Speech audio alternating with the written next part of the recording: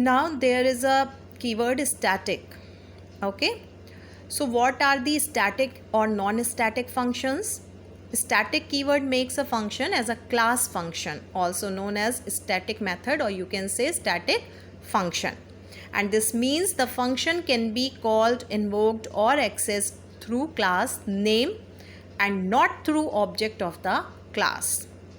And non-static functions can be accessed through the object of the class. Okay, this will be clear to you when we will doing the practical. I will show you, or you must have done earlier. You write public static void main.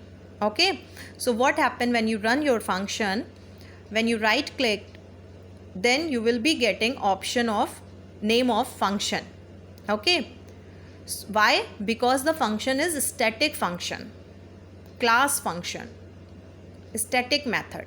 Okay, then you can access that function through class name directly.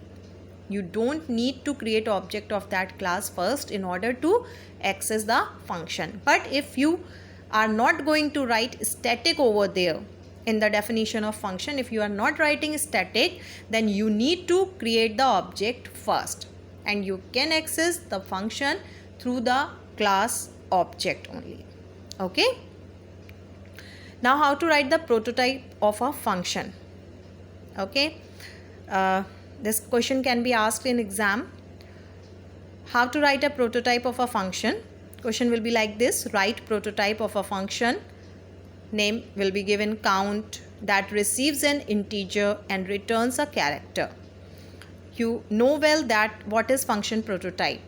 The function definition first line of the function definition is known as function prototype, and access specifier and modifier are optional, you know very well. Okay, so the compulsory part is name of function should be there and the parameter list, number and type of parameters.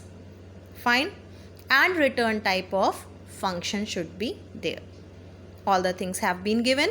Function name is count, so write down count. Receives an integer means parameter, so within bracket int x, any variable name you can take as not given in the question. Okay, so you can take x, y, z, any variable name, but the data type is given integer. Receives an integer, so integer within bracket, that is must. Function name is count and returns a character. Okay, so the return type of function will be char. So char, count, int x. Okay, three things are there: return type, name of function, and the number and type of parameter.